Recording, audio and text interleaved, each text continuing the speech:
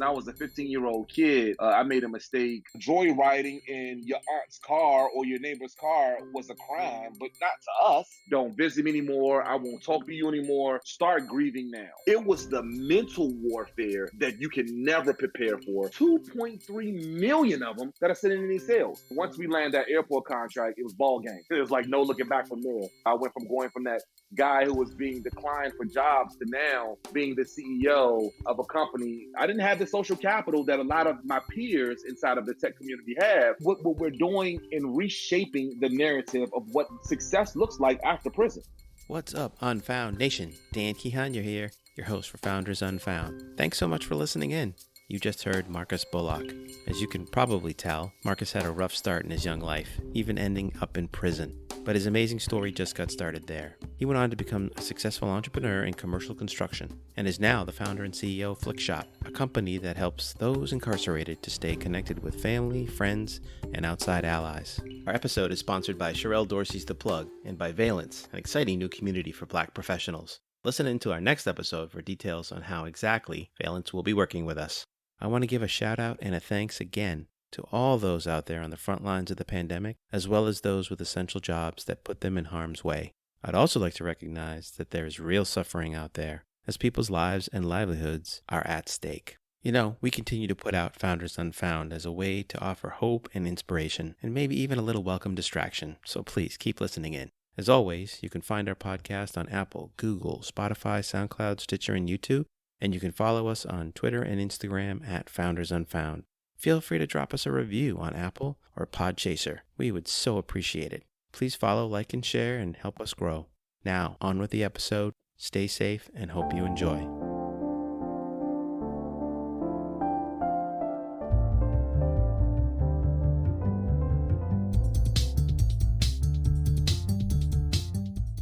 Hello, and welcome to Founders Unfound, spotlighting the best startups you don't know yet. We bring you stories of exceptional founders from underrepresented backgrounds. This is episode 12 in our series on founders of African descent. I'm your host, Dan Kihanya. Let's get on it. Today, we have Marcus Bullock, founder and CEO of Flikshop, a company that helps families stay connected to their incarcerated loved ones. Welcome to the show, Marcus, and thanks for making the time. Thank you so much for having me. I'm super pumped to be here. So this current crisis is impacting everyone's lives. So let me just start with, how are you doing? How's your family and your community? You know, what's interesting, I mean, we're living in very strange time right now, and we're learning how to adjust to this. In our home, I have my wife and my two small children that live with me. One's 9 and one's 4, and we're learning how to adjust to this new norm. It's kind of scary because, my wife is from New York, and she has family members that are there. And while they were really, really hit hard with COVID, Yeah. there's been some people that are popping up inside of our lives where, we're like, oh man, they were hit. A couple of people inside of her family, some of her family's best friends, they actually passed away. And so that was tough to get those kinds of phone calls. But Wow. what it also does is it helps to reinforce the value of the moment. And we're spending a lot of time basking in moments here in my home. Well, that's definitely one way to approach it. So thank you for sharing that. And I'm sorry about the losses in your larger network. Yeah, no, thank you. And I think we're all, at the end of this, going to end up knowing people that were profoundly affected. Yeah, I said that to a friend of mine. That's like, we're all going to know, we're all going to be like 1 degree away from someone who was impacted by this, especially as the numbers continue to climb. So very, very interesting times we're living in, but I'm prayerful that we come out of this even stronger as a nation. Absolutely. So let's just quickly start off with, help the listeners understand what exactly is Flikshop and what's it all about. Yeah, so we built the technology that helps keep families connected to their incarcerated loved ones. In prison, I'm commonly quoted as saying, in prison, getting mail is like hitting the lottery. There are very few people that have the opportunity to be able to engage with their loved ones on the other side of those fences because it's just too hard to write a letter or send a photo. And in prison, there isn't any internet. So no Instagram or Facebook or easy emailing or definitely not any text messaging. And so we wanted to figure out a way to fill that gap. And we first started with our mobile application that's connecting tons of families around the country. Awesome. I mean, it's so profound, just this connection And we're going to talk a lot more about that. But before we dive more into the company, let's hear a little bit about your background. I've done some studying up on you, and you have an amazing story. So why don't you tell the folks a little bit about yourself? Thank you again, Daniel, man. I'll tell you this. I never thought in a million years that this would be my life. Like this is the Marcus wave that I'm riding right now, and I am absolutely loving every moment of it. When I was a 15-year-old kid, I made a mistake, a huge mistake, and stole a car from a man in a mall parking lot just a few weeks before Christmas. But that was again about a week after my 15th birthday, and it landed with me standing in front of a judge as I listened to him sentence me to 8 years in adult maximum security prisons. And so I spent the rest of my teenage years, all of my early 20s, all inside of some of the, Virginia State's worst prisons. So that was a very interesting and rough time for me as a kid. The thing that saved me, honestly, if I'm being honest, is my naivety in the, while we are learning that brain science is proving that these young kids, haven't mentally developed to the point where they understand the legal ramifications behind the decisions that they make. Right. My brain couldn't even understand not only the legal ramifications, but just how life could change for me and everyone else that was connected to me at that time. So I sat there in front of that judge in that courtroom, and while he gave me those 8 years, I kind of like shrugged my shoulders and was like, all right, cool, I'll be home in a couple of weeks. You know what I mean? Like, all right, whatever you say. Like, I'll be home in a couple of weeks, right? It's like a little, a slap in the wrist, like, right? My mom puts me on punishment. This was, very similar to that, or at least I thought. But things changed, and that was not my reality. Yes. So I was a 15-year-old boy, and I know there's a disconnect between rational thinking and actions. And can you go back and tell us, how do you get to the point where you talk yourself into stealing a car? Yeah, man. I mean, I grew up in the DC area in the mid '90s. I didn't have to do too much talking myself into it, right? Like the very few people my age, like this, talking about like 85% of the people were black, and majority of them in DC at that time, right? And the majority of them lived in low to middle income communities, like I did. And with that came a lot of crime. And to be honest, it was like blurred line crimes, right? Like, smoking weed was a crime to everyone else, but not us. Right. Or like, joyriding in your aunt's car or your neighbor's car was a crime, but not to us, right? Like fighting, fist fighting in the neighborhood playground because, you lost a game of basketball was an obvious crime, but not to us. Like these were all norms for us. And so that norm that my friends and I slipped into became a part of our weekend. We would steal a car or, find a car. Someone was warming up in the driveway, jump in and pull off, and then go pick up your girlfriend and go to the skating rink. It wasn't, these weren't like, very heinous, malicious crimes. And again, not negating like this was a horrible decision making, right? But like that was like the norm. Like that was like, oh, okay, cool. Mike Doe and John Doe ride in a car together, stolen car together to school. And after school, they want to give me a ride home. So it was nothing to hop in the back seat. I'm like, hey, cool. I'm gonna hop in the back seat. We'll drop in, we'll ride around, maybe go to McDonald's or something, go home, and probably repeat the same thing the next day. The my fate was a little different. Wow. I think people don't really understand enough about how much the environment and, like you said, that word norms, right? What is norm? What is the normal? What is Yeah. the expectation? And for some people, those things that you just rattled off seem like abhorrent exceptions, right? And they didn't grow up like you. They didn't grow up where you were, right? So you stand in front of the judge, you get in, and you get the sentence, which I'm sure your family could appreciate the severity of it, but you, I guess, were like, yeah, whatever, right? So then you get into the system, so to speak, and so when did the reality sort of hit? I mean, oh yeah. The family knew, right? I mean, from the initial arrest. In fact, when I got arrested, I wasn't even scared of the police, of the judge, of like none of that. It was all like, "Are you going to call my mom? Because I may get put on punishment for this." And the police were looking at me like, "Dude, you have much bigger problems than like You getting worried put about on mom, right? punishment with your mom." You know what I mean? And I'm meanwhile like I'm literally like in the jail, like, "Oh yeah. I'm nervous. Is someone going to tell my mom? Because this is like scary for me, right?" And it was even at the courtroom when everyone was boo hoo crying, and I'm sitting there thinking like, why is everybody crying? I'm talking about I'm now months in year one. I'm still calling home telling my mom, like, hey, I know I've been in here for a year already, but on my birthday, clearly the judge will let me out. I mean, the judge won't let me serve another birthday in prison, right? Like, that's just not going to happen. Definitely not Christmas. Like, my girlfriend promised that she was going to buy me a Kenneth Cole t-shirt. So, I mean, I know that he's not going to keep me there through Christmas. And then Valentine's Day, I mean, really, I mean, come on. I mean, I gotta buy Valentine's for my entire class, right? Like, these are things that, were like, that was my world. It wasn't until I was about 2 years in. I'm like 17 years old. I'm 2 years in, and I was walking around a prison rec yard with my boy Danny B. And Danny B was about mid 50s, early 60s at the time. Now, mind you, prison is the only place where a 17-year-old can call his boy that's 50. Somebody that's 50 years old his boy, right? Like, that's like Yeah. it's a different environment because everyone is the same there, right? As long as you got an inmate number, you're the same, right? Right. And Right. so I'm walking around the track with him, and I asked him, I'm like, bro, how long have you been here? He looked at me.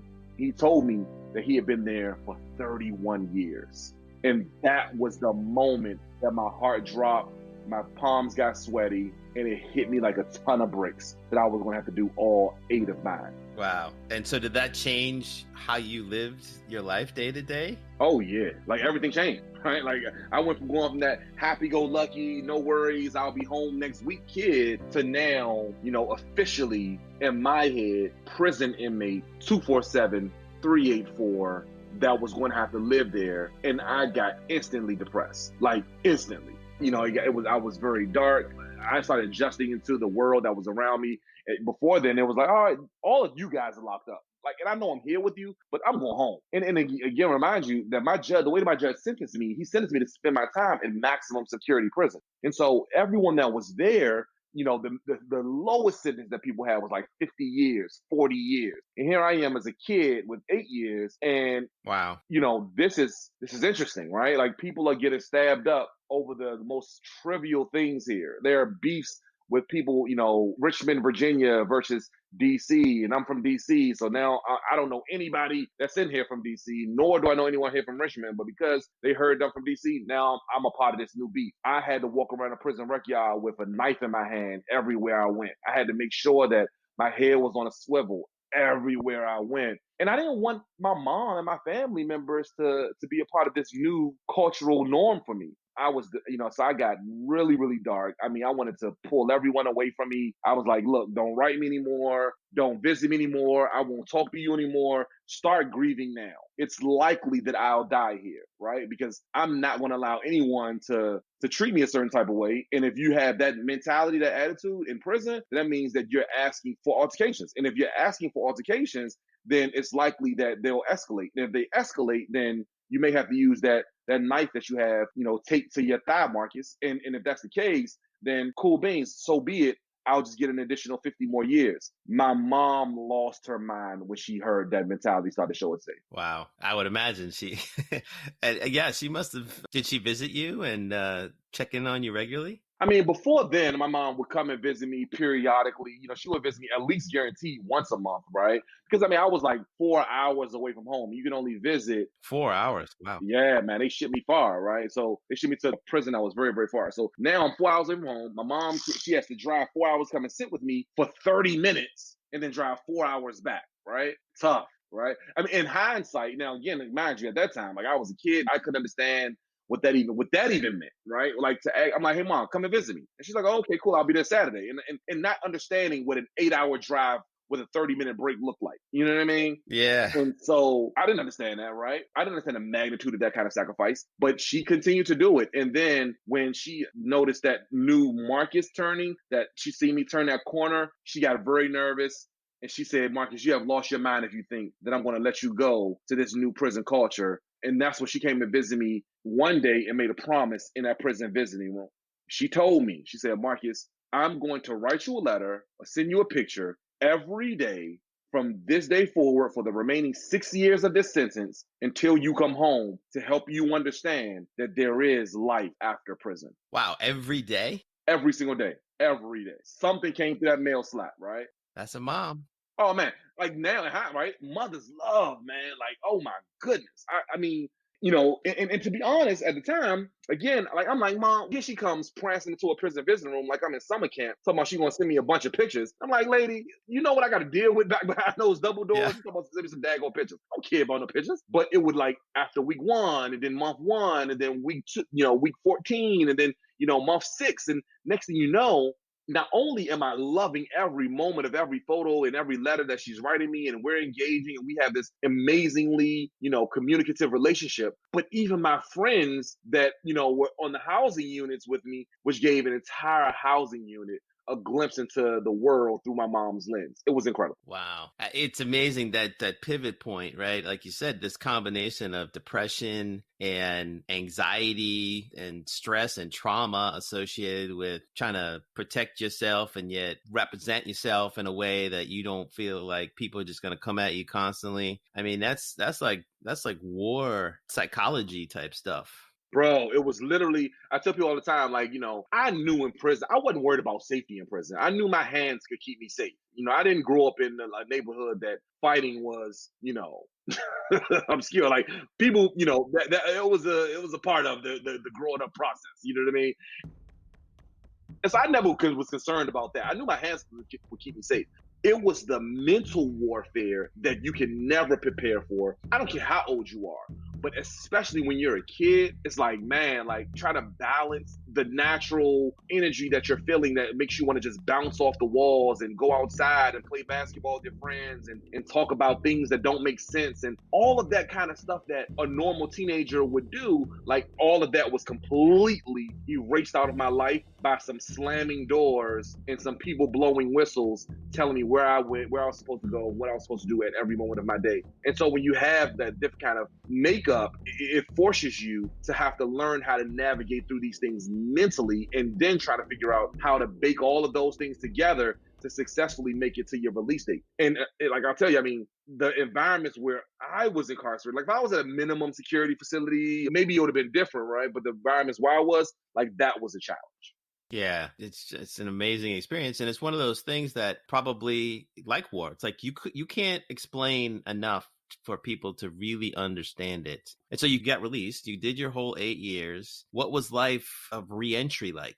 Yeah, I mean, you're right. There's no way that you can, I mean, even now I can try to articulate as best can, but until you're waking up at 7 a.m. to people screaming across the hall saying, I mean, he poked me, he stabbed me, and they're all locked in a cell. And you see medics running down the hall, and then 10 minutes later, you see that person being wheeled down the rec yard in a body bag, and you're like, this is what you have to look forward to, on your 18th birthday. Like you like, dang, man, like, Wow. all right, let's pop the gates. Let's see how this day goes, and prayerfully I make it through another one, right? Like there's a challenge there, and it's hard to talk about what you have to go through 365 times every year, right? Now, 2004 comes. I've done 8 years. I'm 23 years old. I really can't even explain where I've been for almost like the last decade of my life. My last grade completed was the 9th grade, and now I'm thrust back into the community, right? Like I got locked up in '96 where there was no internet. I come home in 2004 and there's Google. Right. Oh, snap. Like the whole world changed. You know what I mean? Like stop lights had cameras in them. Like it was like things that were like so mind blowing for me. I'm like, what are they taking pictures of? Right. You know what I mean? Like it was fascinating to me, but challenging as well. And trying to navigate through that, it has some challenges. And then you add on to that I was a convicted felon. So now I'm like 23 years old as well with the big F on my chest that stands for felony, and trying to figure out how to readjust back into this new world. Interesting time.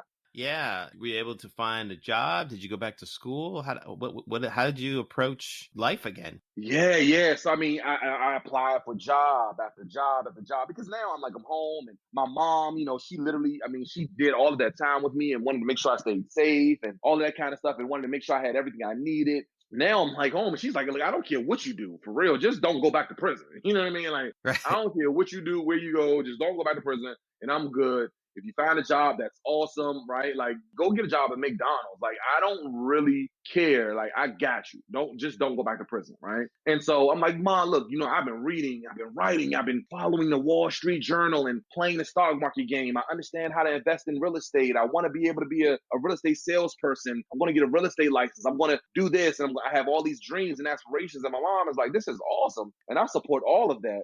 let's go get to it, right? And so I did, and I applied for these jobs. But the reality that I wasn't prepared for was that I had a completely different struggle, because now I'm a 23-year-old man with a felony on his record applying for jobs and having to hit that checkbox that says, "Have you been convicted of a felony?" And I mean, that it's like it beat me up all over again when I was getting denied after job after job after job. So that was a challenge immediatally after release. Yeah, and I would imagine that basically it's a non-starter once you check that box, for whether they're explicit about it or not, right? Ball game. You know what I mean? Like, once you check the box, it's like, oh, for real? You knew good, dude. You knew good as well we wasn't giving you a gig. Why would you even come in here applying for this job? You knew that you had this. You knew that you had this crime on your record. Are you kidding me? Get out of my office, right? Like, that was literally the vibe that you would get when you were going to some of these offices and apply for jobs. But eventually, finally, I was able to find one that still asked me that question: Have I been convicted of a felony? But this time, it asked me had I been convicted of a felony within the last 7 years.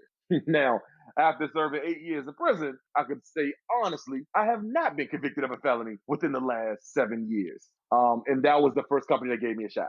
Nice. Yeah. Geez, this is amazing. I want to unpack that a little bit more.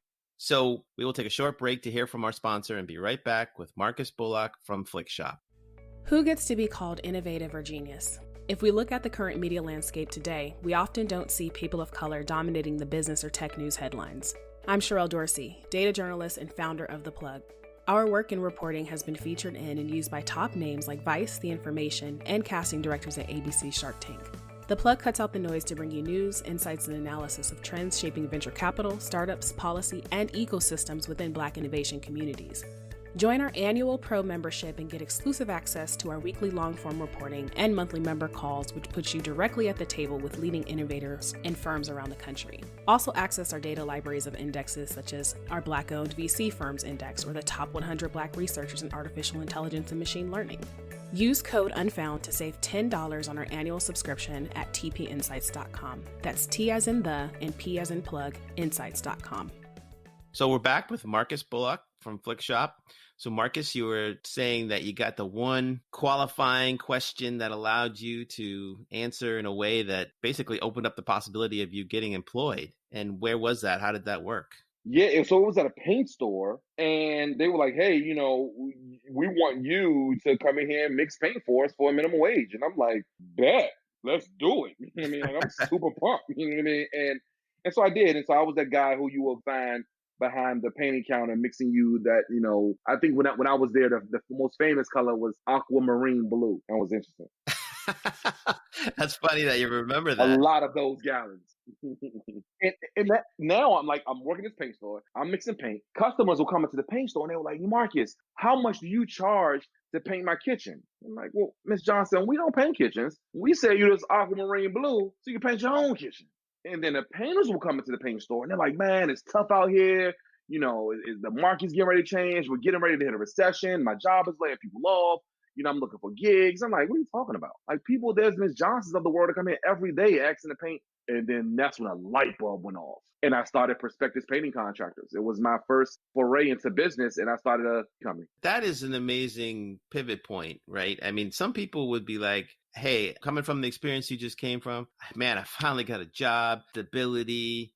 Maybe you're used to routine in prison, and that's built into your mind that you appreciate that in some kind of weird way, that prison has some freedom in that you don't have to decide." But you said, "You know what? I'm going to go do something entrepreneurial and innovative." How do you make that connection? How do you emerge from there and say that to yourself? It was very organic. It wasn't like, "Hey, we're going to go start this big painting business. We're going to, get some people and start." It was like, "Look, Miss Johnson, I can paint your kitchen for you. Of course I can. No problem. I'm going to charge you $200. And she's like, "Oh, okay, awesome. When can you paint it?" I'm like, "I can paint it for you next Friday. I'll have my team come over and we can get you taken care of." Did you have a team? Absolutely not. Absolutely not.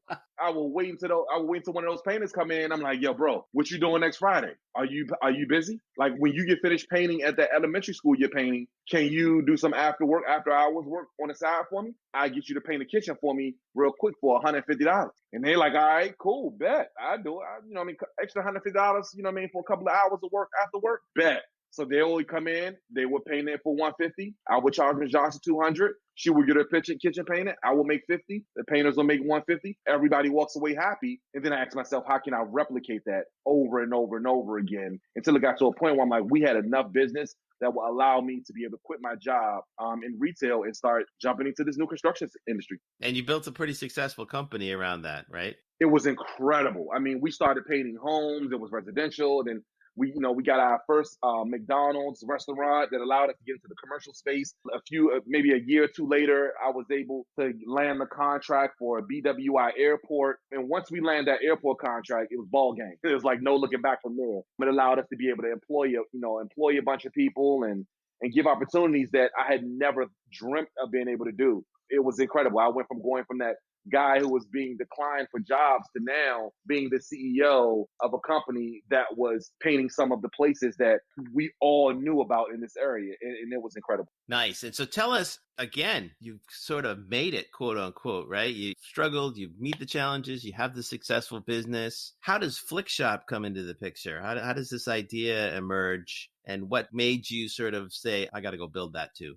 Again, very organically, right? It was an accident, just like the painting business. I mean, it was one of those things. I mean, as you can imagine, my life changed drastically once the construction business started to take off, right? I mean, my mom was able to retire from the government. I was able to get her a nice luxury vehicle for a retirement gift. I'm living in this amazing, 3-bedroom condo. It ain't but me. I don't even know why I had that many bedrooms. That was the stupidest person ever. You know what I mean?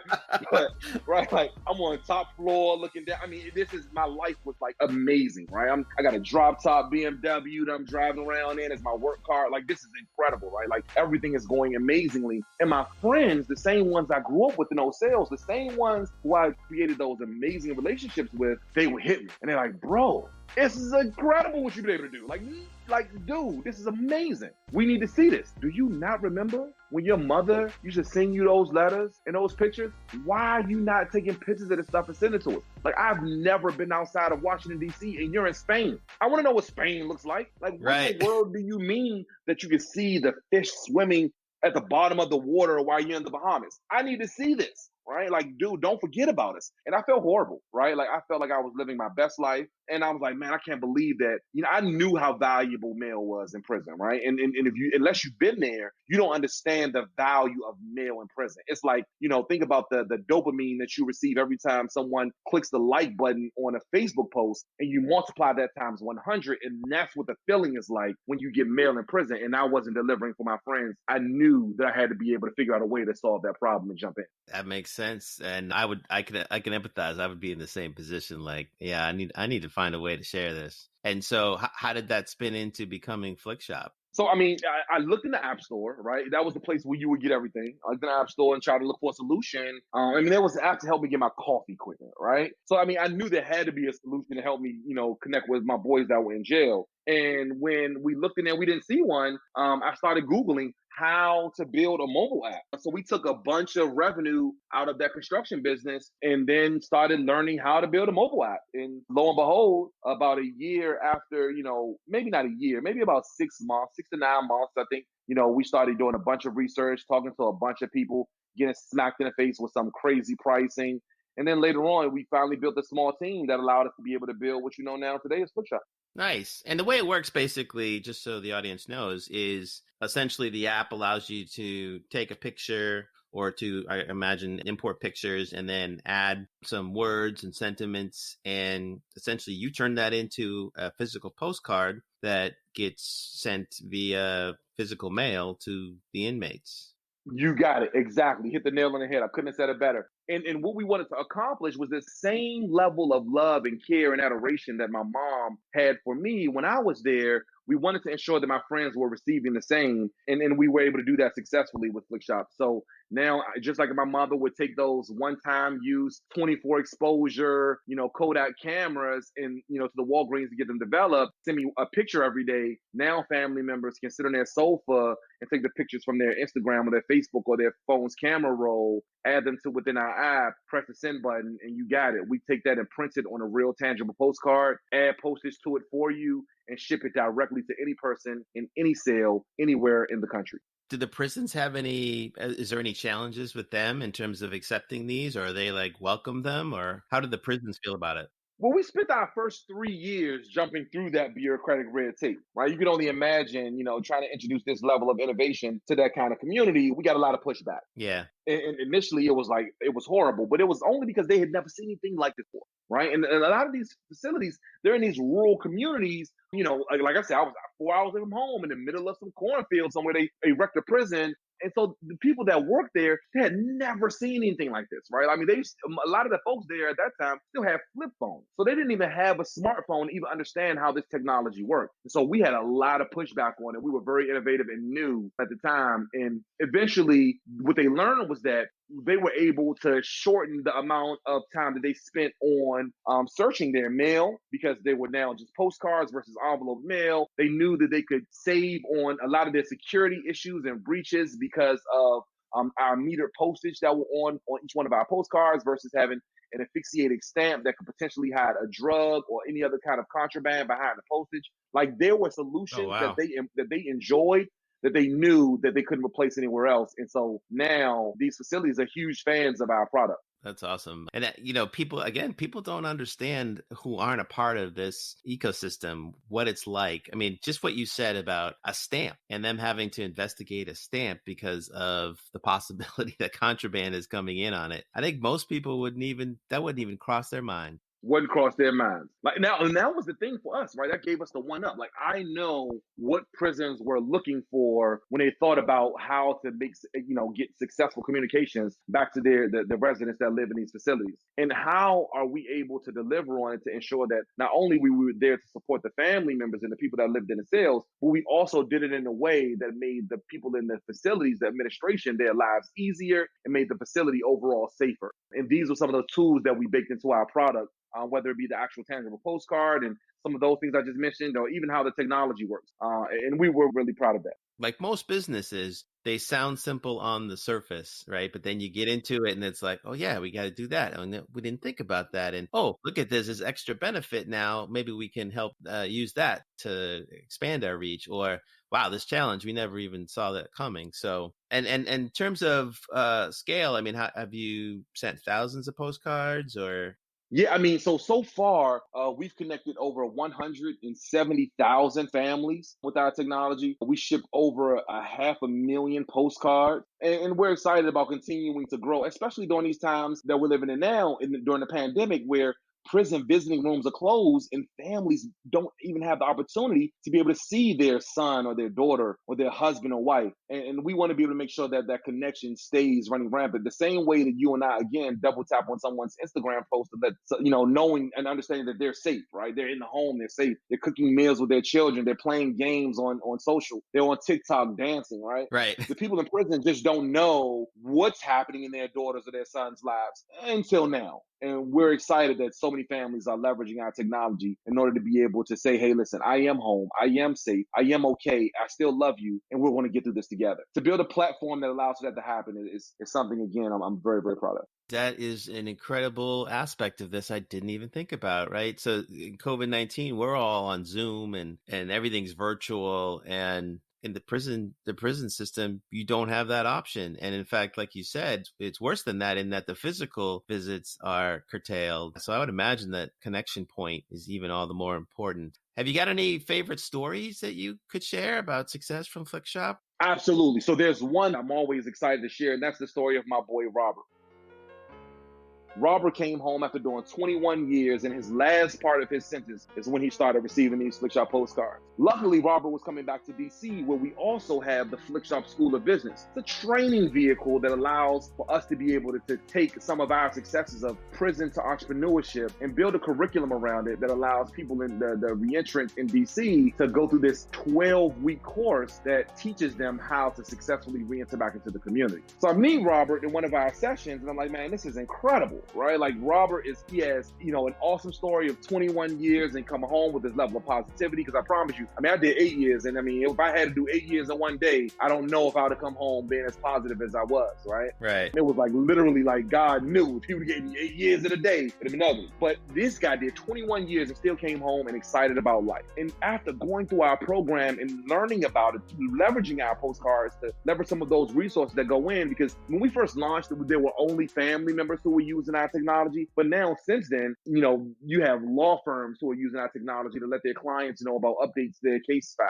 You have reentry programs that are letting people know, hey, this is where you should come in order to be able to receive services when you get home from prison. They're leveraging our data and our technology in ways that we never dreamt about when we first launched this thing. We have, Department of Motor Vehicles that are sending Flikshop to people to say, hey, this is where you come to get an ID or a driver's license when you come home, because we know that you're going to need this. This is where you come to go get a Medicare card when you come home, because we need to make sure that you're insured. These are things that we just never dreamt about. And Robert's getting these things. He learns about us, becomes enrolled in the class. Today, Robert is successful. He's been home for a couple of years now. He has 2 jobs where he's making awesome money. He has his own place. He's married, has a child now, and he commonly texts me back and says, Marcus, I'm so grateful for this opportunity that you guys had just in sending these postcards. Had it not been for those postcards letting me know where I should go when I came home, there's no way that I would be on this trajectory towards success. That right there is enough to warm your heart. And you're thinking, when you're asking yourself, should I continue to get up in the next day and fight this battle, pushing this big boulder up a hill, trying to figure out how to solve real justice reform policy problems with technology? The answer is yes. Robert makes sure we know that every time that we hear his voice. That's a great story. Thank you for sharing that. And, as I'm listening to you, I'm hearing, this is more than just, sort of a technology, commerce-y type play, right? I mean, really what you're doing is with Flikshop, School of Business, and some of the other programs that you're doing, it's kind of a holistic approach, right? It's about restoring humanity and dignity and citizenship and capability to men and women who essentially, once you're into that system, I think in some ways are thrown away by society and written off. And so obviously as a model yourself of somebody who can emerge and be impactful to society, I think it's really cool what Flikshop is doing, because, you could have your construction business and you could have just had Flikshop as like a little side thing. And, this is my way to give back, but you're kind of diving in head first. Yeah, man, I'm so grateful. Thank you so much for saying that and even acknowledging it, right? Because, this could be a thankless job, so often. But here's the thing: the reality of it is that I knew we all know the recipe for success. We know that if we support our children all the way through school and they decide to go to college, then we know what support looks like the entire time they're there, right? We don't think of it as something like, a bear on us to be able to support someone as they go through the next challenging phase of their life over these next 4 years while they're in school. That's right. And then we also know that once they come home from school, we continue to support them as they think about what their life is going to look like after graduation, right? So post-graduation, there's a bunch of conversations that we're having with our family members around employment opportunities, what careers look like, maybe apprenticeships, what kind of vocations are you interested in? How are you thinking about your family from that point forward? Are you dating someone now? What is your life going to look like once you potentially get married to that person? Are you going to have children? These are very real life questions that we ask of people when they're going through these things. The reality of it is that we have this notion around people that are in these sales as if they don't need that kind of love. They don't need that kind of hand-holding. They don't need that kind of support. And I want to backdoor to say, not only do people that need it probably even more, but we have this expectation for success after prison as if they just graduated from a 4-year college or university, but yet we don't provide them with the tools for success. We have these guidelines that say, hey, when you get released from prison, you must go report to your probation officer immediately, and you got 30 days to find a job. You have 60 days to do this. You need to make sure that you report to me often. You have like all of these things that we layer on top of people, right? After they remember, again, like I said, use me, for example. I went in before the internet, then there was the internet. I had to go apply for jobs on tablet, and I had never seen a tablet before. Right. You know what I mean? Like, I have no idea.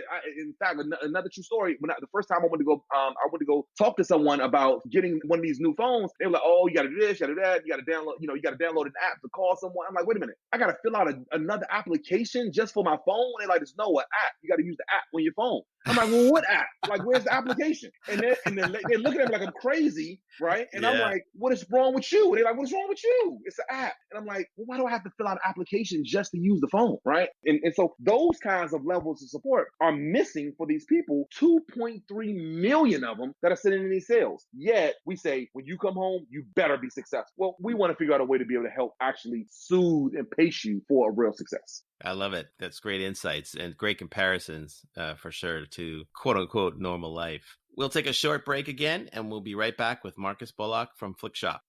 Who gets to be called innovative or genius? If we look at the current media landscape today, we often don't see people of color dominating the business or tech news headlines.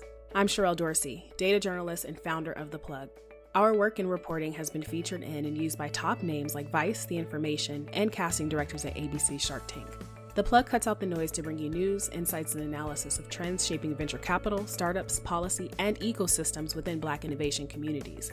Join our annual Pro membership and get exclusive access to our weekly long-form reporting and monthly member calls, which puts you directly at the table with leading innovators and firms around the country. Also access our data libraries of indexes such as our Black-owned VC firms index or the top 100 Black researchers in artificial intelligence and machine learning.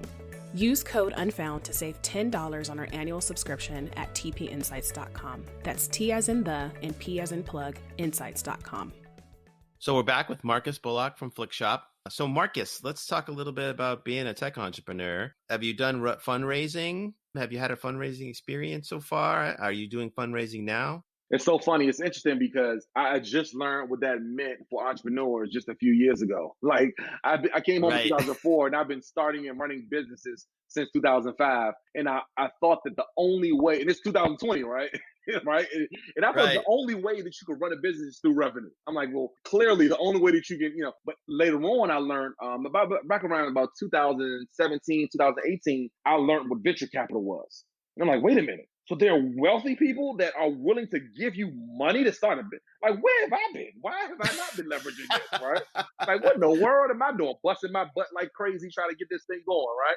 But what ended up happening was it allowed me to learn not only what venture capital would look like, but the language of venture, right? What entrepreneurship look like, what the differences between being an entrepreneur was and being a startup guy, right? Like, or having a scalable business versus having just a business, right? Having a venture-backed company, a corporation, versus having someone that's just generating, again, just like out of revenue. Having shareholders versus just being myself. All of those lessons I had to learn, and I learned the hard way, if I'm being honest, because I just like everything else that I do, because again, I didn't have the social capital that a lot of my peers inside of the tech community have, because I just didn't go to Dartmouth and I didn't learn how to write code inside of a dorm room, right?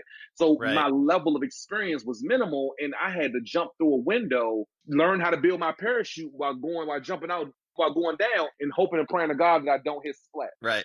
Over the journey, I learned how to do these things. I got accepted into a business accelerator and Techstars. We were able to bring John Legend in and his venture fund. They invested in Flikshop. And then, that's when things started to snowball for us, where we were like, wait a minute, we can actually really scale this idea to be something that was incredible. We saw a huge leap go from like 5,000 customers to 20,000 customers. And then we were like, oh man, this is something really, really big. And so I pulled myself completely out of the construction business, focused 100% in on Flikshop back in around 2018. And over the last couple of years, we've been raising money. We've raised our first quarter of our seed round. We're excited about raising the last tranche of that, and then continuing to scale up as we think about how to introduce other technologies inside of the justice space. So you dropped that little nugget there. So how do you come to even connect with John Legend? It was interesting. John's Legend team reached out to me. John had a family member who was in prison. And lo and behold, he wanted to use Flikshop to continue to keep in contact with his uncle. And it was incredible, as he talked about, as I learned later, that he had a mom that went through some things. He had other family members that have gone through some things. Because when you think of these celebrities, especially like the quote unquote clean, polished celebrity, you don't think, holy crap, their mom was in jail? Right. Like you would have never thought John Legend's mom was in, like may have been in jail before, right? And what I learned from that experience was that we're all like a few degrees away from someone who made a decision that ended up in our justice system. There are millions of people that have come through there, and 70 million since right? Since we've started pulling data on this. You're talking about 70 million people. 70 million people in the country is a lot of people that I'm sure have someone that's connected to them that knows about this. And so John, his team reached out. They wanted to be able to build out a fund called the Free America Fund that was going to support other entrepreneurs like me that have been justice system involved and were building solutions that were social impact driven. He pulled me in. He pulled me up to New York one day to make that announcement that we were going to launch that thing together. And then a few months later, we were one of his portfolio companies. Wow, that's great. And I think, as I was doing my research on you, it was pretty obvious that you've hit a good positive nerve in terms of the story really resonates with people. And so I think the media presence that you have, I'm sure, has been helpful for you. And I've seen your TED Talks, and your authenticity, I think, is what attracts people, I'm sure, because you're real. Man, I'm so grateful for you saying that. Man, I promise you, like, over the years, this has been a journey for the books, right? Like, I can only try to fragment some of these things that have happened over this journey, right? But what I will say is that I am grateful for all of the hard lessons that I learned, and also what we're doing in reshaping the narrative of what success looks like after prison, right? Like, there are a ton of Marcus Bullock in those cells right now today, waiting for an opportunity for someone to be able to say, hey, I'm going to give you a shot. The reality of it is that the talent is not lacking. It's the access that is. And I believe that if I can leverage this opportunity and present myself as the sacrificial lamb and openly talk about me going to prison, openly talk about the mistakes that I made, I think that maybe, just maybe, we can reshape how we're thinking about the justice system and how we're engaging with people that are coming out of it. Because I promise you, the next solution that is plaguing you right now is only one person away from developing it, right? And that person he may be living at Brunswick Correctional Center. She may be living at Villanova Correctional. And that's what we want to try to bring to the light, is that there's so much talent there. How can we create a legion of Marcuses? We're just the beginning. We're not an anomaly. I love that. And it's a profound redirection of where society should head. So on our podcast, we talk a lot about what it's like to be specifically a Black founder. And I know we're coming to the end of our time. Oh, we could do a whole show about that. That's a whole nother show. Yeah, let's go. Let's jump in though. We got a few minutes. Let's jump in. Let's wrap up strong. Let's do it. All right. So the question is, you have these three strikes, supposedly, right? No formal education, a felony conviction, incarceration, and you're a Black man. How do you think about those challenges? Has there been one as a tech founder that's been more of a challenge or an impediment, or are they combined, or how do you think about that? It's interesting because I think that it's definitely a combination of each of those that I think that precludes me from opportunity in certain circles. But I also understood the power of communication and what it looked like in order to be able to try to appeal to the emotional side of those that may have had something similar happen in their family members. What I think also allows me to kind of sort of break down some of those barriers with being a convicted felon. Now, that kind of sort of helps break down one of the barriers, but being a Black man, there's nothing I can do to change that. When I walk into a venture capitalist office and they say to me, they look at me and they're like, wait a minute, you don't look like the last 10 people that come into my office. You definitely don't have the background of the last 10 people that have come into my office. And even this business model that you're bringing to my desk doesn't look like any of the applications that are surrounding trying to get my coffee to me quicker. So I don't even know how to leverage this. I've never been in prison before, so I don't know the value of that. I've never written a check to a company founder before that's working with family members that suffer from this kind of social condition. And I'm wondering how I can add value to this for you, Marcus. And because I don't think that I can, I'm probably going to walk away from this deal.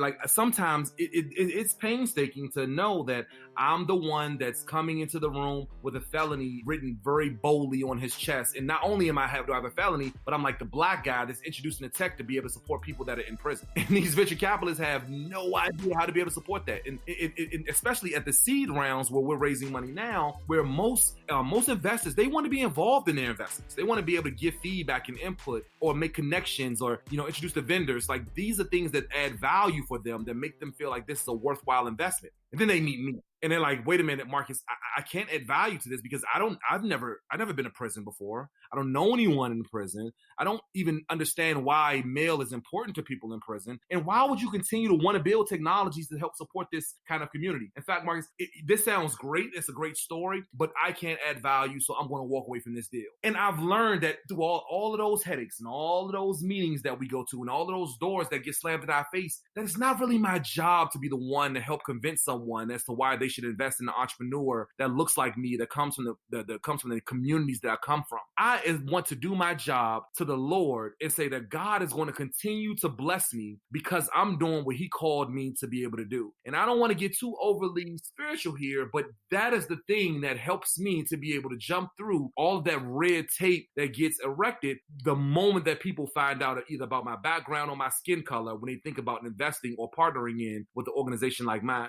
And so now I walk through the world not even feeling the pressure of being a founder of color or a founder of color with a felony. I'm like, man, look, we are building a heck of a solution. I'm giving you this opportunity to get in early. If you don't want to partner with me early, that's fine. I promise you. I did 8 years in prison when I was a 15-year-old kid. I promise you I can build a mobile app. What I will do is continue to build this thing and blow it up. And if you're going to look back and you're going to say, damn, he actually did it, I wish I would have got in. I love that. I love that spirit and enthusiasm. And you're right. You have a larger horizon. And, you know, the thing about investors is it's almost like selling a house to some degree, in that all you need is just one or two people who love that house to come and buy it. Right. And it's like, if everybody else doesn't love it, that doesn't matter, because you only need those people who are going to be, like you said, that value add, supportive, understand. And even if they haven't lived it, can be understanding and enthusiastic about solving a real impact. And so I'm excited for you, and I'd love for you to share with the audience just how can they get a hold of you? How can they help Flikshop? How can they find out more information? Yeah, thank you. So I'm easy to find on all social networks at Marcus Bullock. If you maybe there's an underscore in there somewhere, but on Instagram we're at _Marcus_Bullock. Twitter, same thing.